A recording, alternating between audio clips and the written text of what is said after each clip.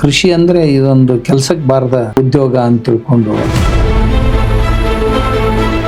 ಹಾಲ್ ಕರಿಯಕ್ ಬರುತ್ತಾ ಅಂತ ಕೇಳೋರು.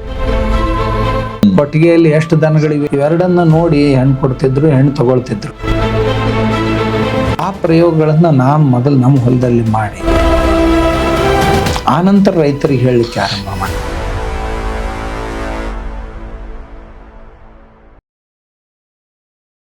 ತಮ್ಮ ಅನೇಕ ಕೆಲಸಗಳು ಮಾಡ್ತಾ ಇದ್ದೀರಾ, ದೇಶದ ಉದ್ದಗಲಕ್ಕೂ ಓಡಾಡ್ತಾ ಇದ್ದೀರಾ. ನನಗೆ ಯಾವಾಗಲೂ ಕುತೂಹಲ ಕೆರಳಿಸೋದು ಹಲವಾರು ವಿಚಾರ. ಒಂದು, ಕೃಷಿ ಬಗ್ಗೆ ಆ ಥರ ಒಂದು ಆಳವಾದ ಪ್ರೀತಿ ನಿಮಗೆ. ಆ ಕೃಷಿ ಬಗ್ಗೆ ಆಳವಾದ ಪ್ರೀತಿ ನೀವು ಹೇಳೋದು, ಕೃಷಿಯಲ್ಲಿ ತೊಡಗಿಸ್ಕೊಂಡಿರೋರ್ನ ಹಾಗೂ ಕೃಷಿಯನ್ನ ನಾನು ದೇವರಾಗಿ ಪೂಜಿಸ್ತೀನಿ ಅಂತೀರಾ. ಅದರ ಒಂದು ಇದು ಹೇಗೆ ಶುರುವಾಯ್ತು ಸ್ವಾಮೀಜಿ? ಅದು ಎಲ್ಲಿ? ಒಂದು ಅಂದ್ರೆ ಕೃಷಿಕರ ಮನೆಯಿಂದಾನೆ ಒಂದು ಪೂರ್ವಾಶ್ರಮದಲ್ಲಿ ದೊಡ್ಡ ಕೃಷಿಕರ ಮನೆಯಲ್ಲಿ ಅಲ್ಲಿಂದ ಬೆಳೆದು ಬಂದವನು. ಆಮೇಲೆ ಒಬ್ಬ ಸಣ್ಣ ಕೃಷಿಕನನ್ನು ನೋಡಿದ್ದೀವಿ, ದೊಡ್ಡ ಕೃಷಿಕರನ್ನು ನೋಡಿದ್ದೀವಿ. ಆಮೇಲೆ ಸಮಾಜದಲ್ಲಿ ಎಲ್ರಿಗೂ ಗೌರವ ಇದೆ, ಕೃಷಿಕರಿಗೆ ಗೌರವ ಇಲ್ಲ. ದಿನಕ್ಕೆ ಜನರು ಕೃಷಿ ಅಂದರೆ ಇದೊಂದು ಕೆಲಸಕ್ಕೆ ಬಾರದ ಉದ್ಯೋಗ ಅಂತ ತಿಳ್ಕೊಂಡು ಅದನ್ನು ಅಸಡ್ಡೆಯಿಂದ ಕಾಣ್ತಾ ಇರೋದನ್ನು ನೋಡ್ತಾ ಇದ್ದೆ. ಆಮೇಲೆ ನಮ್ಮ ರೈತರು ಕೆಲವೊಂದು ಪ್ರಾಕ್ಟೀಸ್ಗಳನ್ನು ಮಾಡುವಾಗ ಅದರ ಪರಿಣಾಮಗಳು ಏನಾಗ್ತಾವೆ ಅನ್ನೋದನ್ನು ನೋಡಲಾರ್ದೆ ಪ್ರಾಕ್ಟೀಸ್ ಮಾಡೋದನ್ನು ನಾವು ನೋಡಿದ್ದೀವಿ. ಹಾಗಾಗಿ ನಾವು ಹಳೆಯ ಕೃಷಿಯನ್ನು ನೋಡಿದ್ದೀವಿ.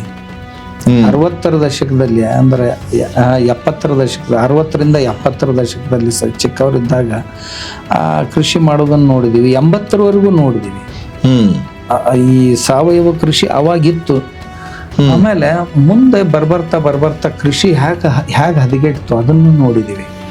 ಅದರಲ್ಲೂ 90ರ ನಂತರ ಈ ಪಶುಗಳೇ ಕೃಷಿಕನ ಮನೆಯಿಂದ ಮಾಯವಾಗಿಬಿಟ್ಟು, ಆಮೇಲೆ ಎಲ್ಲರೂ ಪ್ಯಾಂಟು ಶರ್ಟು ಹಾಕ್ಕೊಂಡು ತಿರುಗಾಡ್ಲಿಕ್ಕೆ ಹತ್ತಿದ್ರು. ಮನೆಯಲ್ಲಿ ಯಾರೂ ಕೆಲಸ ಮಾಡ್ಲಿಕ್ಕೆ ತಯಾರಿಲ್ಲ.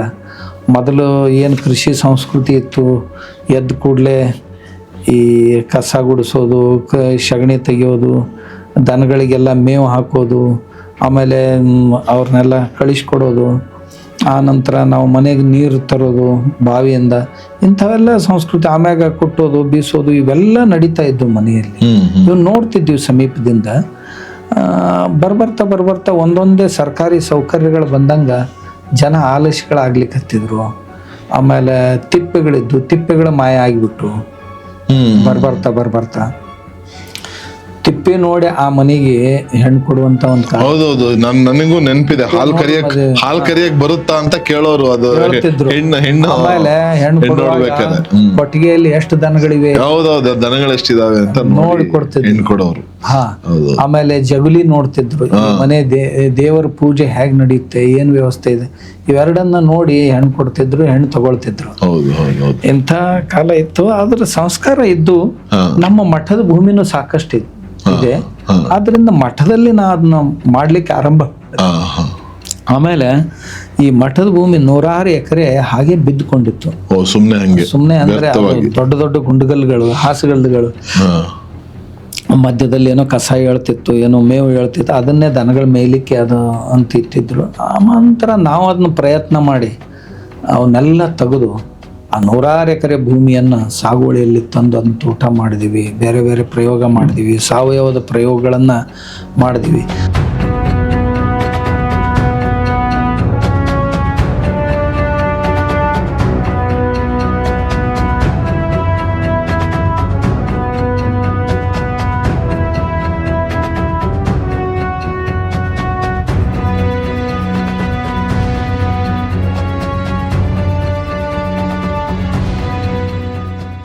ನಾನು ಎಲ್ಲೇ ಹೋದೆ ಅಂದ್ರೆ ಆದಿವಾಸಿಗಳಲ್ಲಿ ಹೋಗ್ತಿರ್ತೀನಿ ಹೆಚ್ಚು. ಬುಡಕಟ್ಟು ಜನಾಂಗದಲ್ಲಿ ಹೋಗಿ ಅವ್ರ ಜೊತೆ 2 ದಿವಸ 3 ದಿವಸ ನಿಲ್ಲೋದು, ಯಾವ ರೀತಿ ಕೃಷಿ ಮಾಡ್ತಾರ ಅವ್ರು ಈಗನೂ ಸಹಿತ ಅದು ಗೊತ್ತಾಗುತ್ತೆ. ಆಮೇಲೆ ಪಶುಗಳ ಪಾಲನೆಯನ್ನು ಯಾವ ರೀತಿ ಮಾಡ್ತಾರೆ, ಆಮೇಲೆ ಯಾವ ರೋಗಗಳು ಬಂದ್ರೆ ಏನೇನು ಮಾಡ್ತಾರೆ, ಗ್ರಾಮೀಣರ ಜೊತೆನೂ ಚರ್ಚೆ ಮಾಡ್ತೀನಿ. ಈಗಾದರೂ ಸಹಿತ ಹಿರಿಯರ ಜೊತೆ ಚರ್ಚೆ ಮಾಡ್ದೆ. ಅದರಿಂದ ಅವ್ರು ಹೇಳ್ತಿರ್ತಾರೆ ಹೀಗೆ ಮಾಡ್ತಿದ್ದೀವಿ, ಆ ಪ್ರಯೋಗಗಳನ್ನು ನಾನು ಮೊದಲು ನಮ್ಮ ಹೊಲದಲ್ಲಿ ಮಾಡಿ ಆನಂತರ ರೈತರಿಗೆ ಹೇಳಲಿಕ್ಕೆ ಆರಂಭ ಮಾಡಿದೆ. ಈಗ ಗೋಶಾಲೆಯಲ್ಲಿ ಎಷ್ಟು ಗೋಗಳಿದಾವೆ ಸ್ವಾಮಿ? ಈಗ ಗೋಶಾಲೆಯಲ್ಲಿ ಸುಮಾರು ಒಂದು 1200ರಿಂದ 1500 ಹಸುಗಳು ಮತ್ತು ಹೋರಿಗಳು ಕೂಡಿ ಹೋರಿಗಳು ಒಂದು 300 ಮೇಲಿವೆ ಹಸುಗಳಿವೆ. ಆ ನಿಟ್ಟಿನಲ್ಲಿ ಗೋಗಳ ಸಂರಕ್ಷಣೆ, ಅದರಲ್ಲೂ ದೇಸಿ ಗೋಗಳ ಸಂರಕ್ಷಣೆ ನಿಟ್ಟಿನಲ್ಲಿ ದೊಡ್ಡ ಕೆಲಸ ಕನೇರಿ ಯಾಕಂದ್ರೆ ಮಟ್ಟದಲ್ಲಿ ಈ ನಡೀತಾ ಇದೆ. ಕಸಾಯಖಾನಿಗೆ ಹೋಗುವಂತ ಹಸುಗಳು, ಆಮೇಲೆ ರೈತರಿಗೆ ಬೇಡ ಆಯ್ತು ಅಂದ್ರೆ ಅವ್ರಿಗೆ ಮಾರಾಟ ಮಾಡೋ ಇಚ್ಛೆ ಇರೋದಿಲ್ಲ, ಆದ್ರೆ ಎಲ್ಲಿ ಬಿಡ್ಬೇಕು, ಆ ಮಠದ ಗೋಶಾಲೆ ಎಲ್ಲಿ ತಂದು ಬಿಡ್ತಾರೆ ದೇಶಿ ದನಗಳನ್ನ, ಅವುಗಳನ್ನು ಇಟ್ಕೊಳ್ತೀವಿ. ಆಮೇಲೆ ಅವುಗಳಿಗೂ ಸಹಿತ ಚೆನ್ನಾಗಿ ಊಟ, ಉಡುಗೆ, ತಿಂಡಿ ಹಾಕಿ ದಷ್ಟಪುಷ್ಟವಾಗಿ ಇಟ್ಟಿರ್ತೀವಿ ದನಗಳನ್ನು ನಾವು. ನೋಡಿ ಸ್ವಾಮೀಜಿ, ನೀವು ಈ ಕಡೆ ಗೋಗಳನ್ನ ಉಳಿಸುವ ಪ್ರಯತ್ನ ಮಾಡ್ತಾ ಇದ್ದೀರಾ, ಅದರಲ್ಲೂ ದೇಸಿ ಗೋಗಳನ್ನ ಉಳಿಸೋ ಪ್ರಯತ್ನ ಮಾಡ್ತಿದ್ದೀರಾ.